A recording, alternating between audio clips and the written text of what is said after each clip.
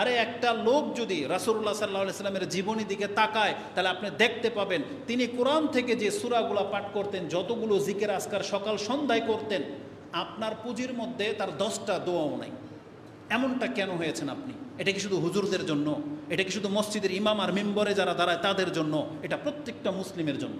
কারণ রাসূলুল্লাহ সাল্লাল্লাহু আলাইহি সাল্লামের জবান দিয়ে যে বাক্যগুলো বেরোতো, এটা আপনার নেকির পাহাড় করে দেবে, এটা আপনাকে শয়তান থেকে হেফাজত করবে, এটা আপনাকে আল্লাহর নিকটে করে দিবে। কিন্তু আপনি সেই জিকির আজকারগুলো মুখস্থ করেন না, বসে বসে ওই খেলা দেখেন আর এই সমস্ত রাজনীতির পেঁচাল দেখেন। কেন করবেন এটা? আপনাকে তো উচিত ছিল এই সমস্ত ফিতনা ফাসাদ রেখে দেন, রেখে দিয়ে আপনি এক পৃষ্ঠা কোরআন পড়েন। কারণ তারা আপনাকে কিয়ামতের মাঠে বাঁচাতে পারবে না, বরং আপনি যদি এগুলো শোনেন, এদের সাথে জড়ান, বরং আপনাকে কিয়ামতের মাঠে দাঁড় করিয়ে জিজ্ঞাসা করা হবে তোমার এই সময়টা কোন কাজে তুমি ব্যবহার করেছো। এজন্য আপনি আপনার আমলের দিকে ফোকাস করেন। ফিতনা বাড়বে, কমবে না। এই ফিতনা যে শুরু হয়েছে বাংলাদেশে, এই ফিতনার কোনোদিন কমবে না যতদিন পর্যন্ত আল্লাহ সুবহানাহু ওয়া তাআলা তার পক্ষ থেকে খাস রহমত আমাদের উপরে না করবেন, ততদিন পর্যন্ত ফিতনা দূর হবে না। কারণ মানুষ হচ্ছে অজ্ঞ, আর অজ্ঞদের দ্বারা কোনোদিন আপনি শান্তি আশা করতে পারেন না। আল্লাহ সুবহানাহু ওয়া তাআলার জিকির এটা অত্যন্ত গুরুত্বপূর্ণ।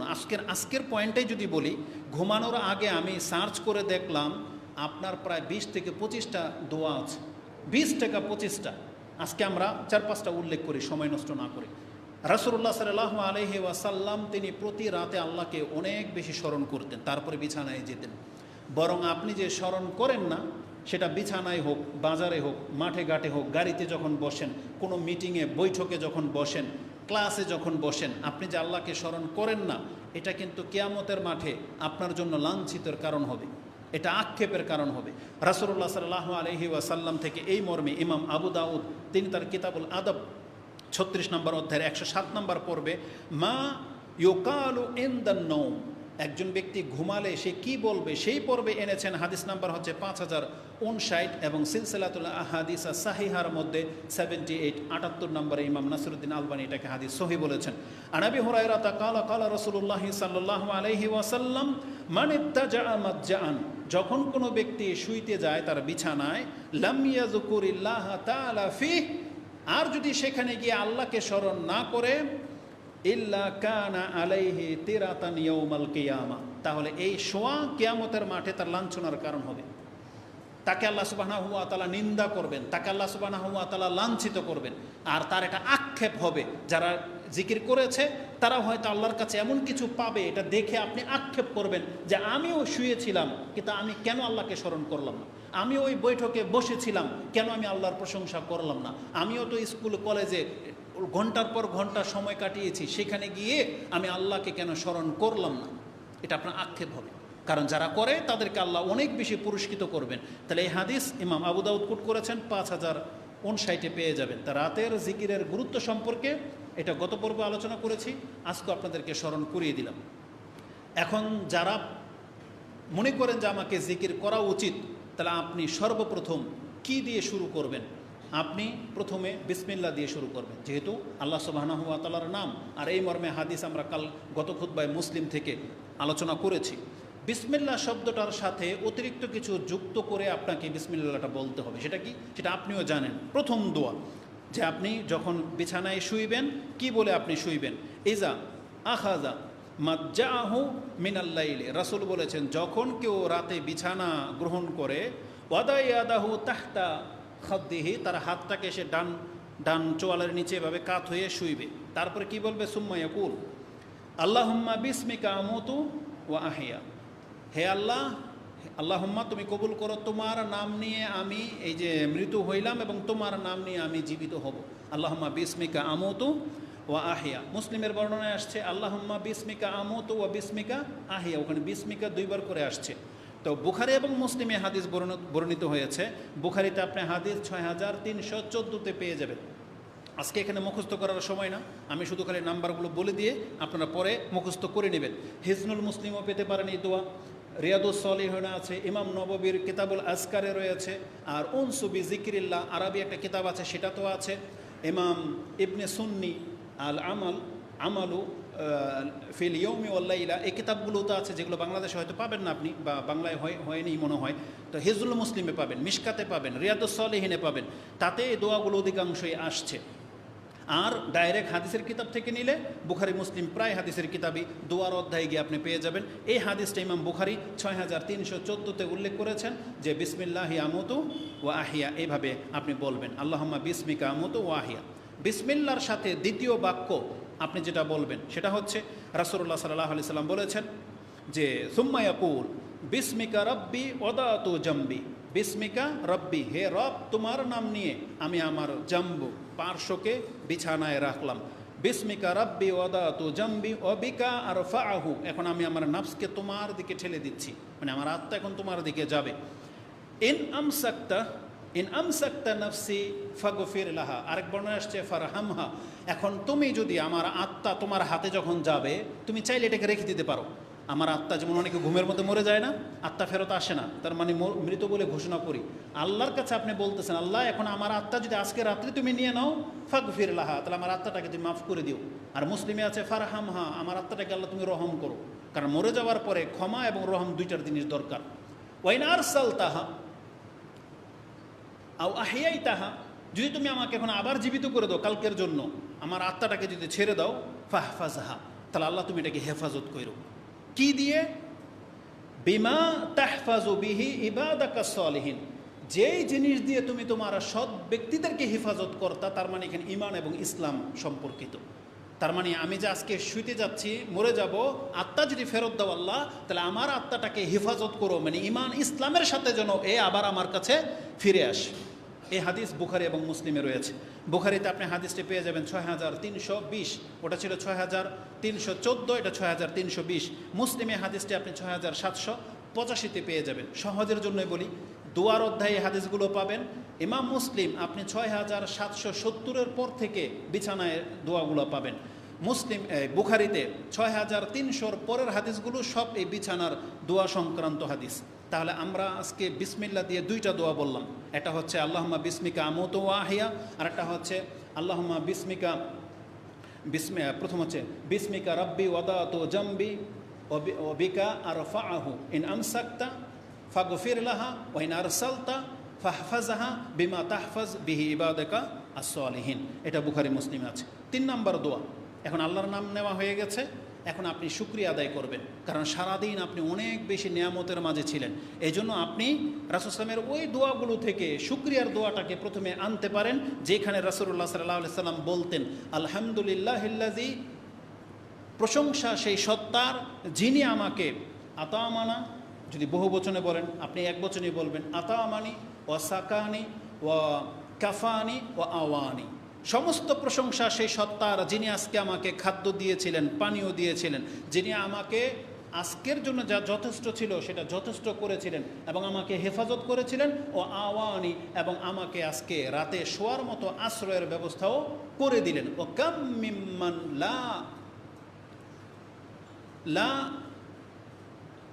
মিম্মান লা কাফিয়া লাহু ওয়ালা মুইয়া, পৃথিবীতে কত সৃষ্টি আছে যাদের কোনো আশ্রয়স্থল নাই, যাদের কেউ নিরাপত্তা দেওয়ার মতন কেউ নাই। আপনি জানেন আমাদের মুসলিম ভাইদের মধ্যেই যেমন ফিলিস্তিন, তারা এতটা একটা সময়, কঠিন সময় পার করে যাচ্ছে যে তাদেরকে আল্লাহ সুবহানাহু ওয়া তাআলার পক্ষ থেকে আমাদের মতো এবং ঘরবাড়ির আশ্রয়ের জায়গা রাখা হয় নাই। তাদের কোনো নিরাপত্তা এখন আর নাই, যখন তখন বোম্পিং হচ্ছে, তাদের ক্যাম্পের মধ্যে পর্যন্ত তাদেরকে গিয়ে হত্যা করা হয়। কিন্তু আপনি আর আমি কত শান শৌকতের সাথে আপনার ঘরে এসি চালিয়ে, ফ্যান চালিয়ে, আপনার আইপিএসের মধ্যে আপনি ঘুমায় কাটাচ্ছেন, অথচ আপনি একবারও এটাকে নিয়ামত মনে করে আল্লাহর প্রশংসা করতেছেন না। অথচ শুয়েও অন্তত যখন ফ্যানের দিকে তাকাবেন তখন আপনার উচিত আপনি দোয়াটা পড়েন যে আলহামদুলিল্লাহিল্লাযী আতামানি ওয়া সাকানি ওয়া আওয়ানি ওয়া কাফানি ওয়া আওয়ানি, এটা বলা উচিত যে আল্লাহ আমাকে বাংলায় বলেন আলহামদুলিল্লাহ, তোমার প্রশংসা যে তুমি আজকে আমাকে খাদ্য দিয়েছ, তুমি আমাকে আজকে নিরাপত্তা দিয়েছ, তুমি আমাকে আজকে এই বসবাসের যোগ্য আশ্রয় দিয়েছ, এটা বলা উচিত। এটা আপনি বুখারী এবং মুসলিমে পেয়ে যাবেন। মুসলিমে হাদিসটি 6787-তে রয়েছে, আবু দাউদে আছে, তিরমিজিতে আছে, ইবনে মাজাতে আছে। নাম্বারগুলো বলে দিই। আবু দাউদে হাদিসটি আদাব আল মুফরাদ, ইমাম বুখারী রাহিমাহুল্লাহর একটা কিতাব আদাব আল মুফরাদ, তার 576 নাম্বার পর্বে 1248, মানে 1218-তে পেয়ে যাবেন, 1218। 1218, তিরমিজিতে হাদিসটি 3396, আবু দাউদে হাদিসটি 5053 এবং হিসনুল মুসলিমে 108 নম্বর দোয়া। এটা আপনি পেয়ে যাবেন। চতুর্থ দোয়া যেটা আপনি বিছানায় গেলে বলতে পারেন, সেটা হচ্ছে আল্লাহ সুবহানাহু ওয়া তাআলার একত্বের সাক্ষী যখন আপনি বিছানায় শুইবেন, রাসূল বলেছেন মান কালা হিনা ইয়াউই ইলা ফিরাশিহি, যেই ব্যক্তি বিছানায় শুয়ে এটা বলে লা ইলাহা ইল্লাল্লাহু ওয়াহদাহু লা শারীকা লাহু লাহুল মুলকু ওয়া লাহুল হামদু ওয়া হুয়া আলা কুল্লি শাইইন কাদির। এই প্রত্যেকটা বাক্য সহজ না? লা ইলাহা ইল্লাল্লাহু ওয়াহদাহু লা শারীকা লাহু লাহুল মুলকু ওয়া লাহুল হামদু ওয়া হুয়া আলা কুল্লি শাইইন কাদির। এটা সবার মুখস্থ করা অত্যন্ত সহজ। এটা বলবেন, সাথে বলবেন ওয়ালা হাওলা ওয়ালা কুওয়াতা ইল্লা বিল্লাহ সুবহানাল্লাহি ওয়াল হামদুলিল্লাহি ওয়ালা ইলাহা ইল্লাল্লাহু আল্লাহু আকবার। এই 5টা কালিমা এটা যেই ব্যক্তি বলবে ঘুমানোর সময় তার ফায়দা কি? রাসূল বলেছেন গাফারাল্লাহু যুনুবাহু আও খাতায়াহু ওয়া ইন কানা মিসলা জাবাদিল বাহর। কোনো ব্যক্তি যখন এটা বলে তাহলে আল্লাহ তাকে ক্ষমা করে দেয়, যদিও তার ত্রুটি, যদিও তার ভুল, যদিও তার পাপ সমুদ্রের ফেনা রাশির মতন হয়। তার মানে এত সংখ্যক পাপকে আল্লাহ মাফ করে দেবেন যদি বিছানায় শুয়ে আপনি এই দোয়াটা পড়েন। এটা সাহিহ ইবনে হিব্বানের মধ্যে 5528, সিলসিলা আল হাদিস সাহিহার মধ্যে 3414 এবং তারগিব তারহিবের মধ্যে 890 মধ্যে আপনি হাদিসটা পেয়ে যাবেন। লক্ষণীয় বিষয় হচ্ছে যে এটা ঘুম ভাঙার পরেও এই একই দোয়া পড়ার কথা রয়েছে। পঞ্চম দোয়া যেটা আজকে আপনাদের কাছে উল্লেখ করা হবে সেটা হচ্ছে কোরআন থেকে। এবার আসুন, সেটা হচ্ছে কোরআনের যা কিছু আপনি পাঠ করেন সেটা আপনার জন্য কল্যাণকর, কিন্তু বিশেষ করে বিছানায় শুয়ে আপনাকে 3টা সূরার উপর আমল করতে হবে। 3টা বলেছি বিছানায় শোয়ার আগেই, সেটা কি 4টা সূরা বা 5টা। সূরা বাকারার শেষ 2টা আয়াত, বনি ইসরাইল, সূরা জুমার, সূরা সাজদা আর সূরা মুলক, এটা পড়বেন বিছানায় যাওয়ার আগেই। যদি কেউ বিছানায় শুয়ে পড়েন তাও পড়েন। আর বিছানায় শুয়ে ঘুমানোর পূর্বে যে দোয়াগুলো করতে বলা হয়েছে তার মধ্যে প্রথম নম্বরে আসবে সূরা ইখলাস, ফালাক এবং নাস। সূরা ইখলাস, ফালাক এবং নাস, এর উপরে রাসূলুল্লাহ সাল্লাল্লাহু আলাইহি ওয়াসাল্লাম কীভাবে আমল করতেন? আয়েশা রাদিয়াল্লাহু তাআলা আনহা তিনি বলেন কানা ইজা আওয়া ইলা ফিরাশিহি কুল্লা লাইলাতিন জামিয়া কাফাইহি। রাসূলুল্লাহ সাল্লাল্লাহু আলাইহি ওয়াসাল্লাম এটা প্রত্যেক রাতের আমল। তিনি যখনই বিছানায় আসতেন তার 2 হাতকে এভাবে একসাথে নিয়ে আসতেন, জামিয়া কাফাইহি সুম্মা নাফাসা ফিহি, এভাবে থুতুর সাথে, ফুনা এভাবে থুতুর সাথে, নাফাসা ফিহিমা ফাকারা ফিহিমা, এবং এই 2 হাতকে একত্র করে আপনি 2 হাতের মধ্যে 3টা সূরা পাঠ করবেন। একটা বর্ণনায় আসছে মৌইজাত, এই শব্দগুলো ফলো রাখবেন। হাদিসের শব্দ আছে মৌইজাতাইনে, আরেকটা শব্দ হচ্ছে মৌইজাত, তার মানে আশ্রয় চাওয়ার 3টা সূরা, বহু বচনে আসছে মৌইজাত। আর আশ্রয় চাওয়ার 3টা সূরা হচ্ছে সূরা ইখলাস, সূরা ফালাক এবং সূরা নাস। যদিও ইখলাসের মধ্যে আশ্রয়ের শব্দ নেই, আউযু শব্দটা নাই, কিন্তু সূরা ইখলাসের ক্ষমতা এমন, যখন এইটা কেউ জারফুকের জন্য ব্যবহার করে, এটা আল্লাহর একত্বের কারণে যে কোনো ধরনের জারফুকের জন্য সূরা ইখলাস প্রযোজ্য। জিন জাতির জাদু, বদনজরের জাদু, তারপরে হচ্ছে জাদুগ্রস্তের জাদু, বিষাক্ত কোনো কিছু, যে কোনো জারফুকে আপনার সূরা ইখলাস প্রযোজ্য। রাসূলুল্লাহ সাল্লাল্লাহু আলাইহি সাল্লাম এটা আমল করতেন। তাই আয়েশা রাদিয়াল্লাহু তাআলা আনহা তিনি বলতেন যে তিনি তার 2 হাতকে এইভাবে করে ফাকারা ফিহিমা, এই 2 হাতের উপরে তিনি পড়তেন কুল হুয়াল্লাহু আহাদ, কুল আউযু বিরাব্বিল ফালাক ও কুল আউযু বিরাব্বিন নাস, সুম্মা ইয়ামসাহু বিহিমা মাস্তাতা মিন জাসাদিহি ওয়া ইয়াবদাউ বিহিমা আলা রাসিহি ওয়া ওয়াজহিহি। রাসূলুল্লাহ সাল্লাল্লাহু আলাইহি সাল্লাম এখানে থুতু দিতেন, তারপরে শুরু করতেন মাথা থেকে চেহারার উপর থেকে এসে হাত যতদূর পর্যন্ত যাবে, পেছনে দরকার নেই, সামনে যতদূর পর্যন্ত হাত যাবে মাসাহা করতেন। ওমা আকবালা মিন জাসাদিহি, তার সামনের বডির যতদূর পর্যন্ত হাত যায়, এইভাবে রাসূল সাল্লাল্লাহু আলাইহি ওয়াসাল্লাম কয়বার করতেন? ইয়াফআলু যালিকা সালাসা মাররাতিন, তিনি 3বার করতেন। তার মানে সূরা ইখলাস, ফালাক, নাস একবার পরে থুতু দিবেন, একবার হইল, আবার করবেন 2বার, এভাবে 3বার তিনি করতেন। এটি ইমাম বুখারী রাহিমাহুল্লাহ কোট করেছেন, যেটা আপনি 5017-তে পেয়ে যাবেন। তিরমিজিতে হাদিস 3402, আবু দাউদে হাদিসটি 5056-তে রয়েছে। এটার গুরুত্ব এত, আয়েশা রাদিয়াল্লাহু তাআলা আনহা তিনি বলেন কানা ইজাশতাকা নাফাসা, তিনি যখন অসুস্থ হতেন তখনও তিনি এই 3টা সূরা পড়ে এইভাবে তার দেহের উপরে মাসাহা করতেন। এমনকি বলা হয়েছে তার পরিবারের কেউ যদি অসুস্থ হতো কানা ইয়ানফুসু আলা নাফসিহি ফিল মারাদি আল্লাজি মাতাফি, এমনকি তার মৃত্যু যেই অসুস্থতার কারণে হয়েছে সেই দিনও রাসূলুল্লাহ সাল্লাল্লাহু আলাইহি সাল্লাম এই আমলটা করেছেন। এবং ইজা মারিদা আহাদুম মিনাল আহালি মিন আহালিহি, তার পরিবারের কেউ যদি অসুস্থ হয়ে যেত নাফাসা আলাইহি বিল মাউইজাতি, রাসূল সাল্লাল্লাহু আলাইহি 3টা সূরা পড়ে নিজে তার গায়ে মাসাহ করে দিতেন। তা তার পরিবারে কে ছিল?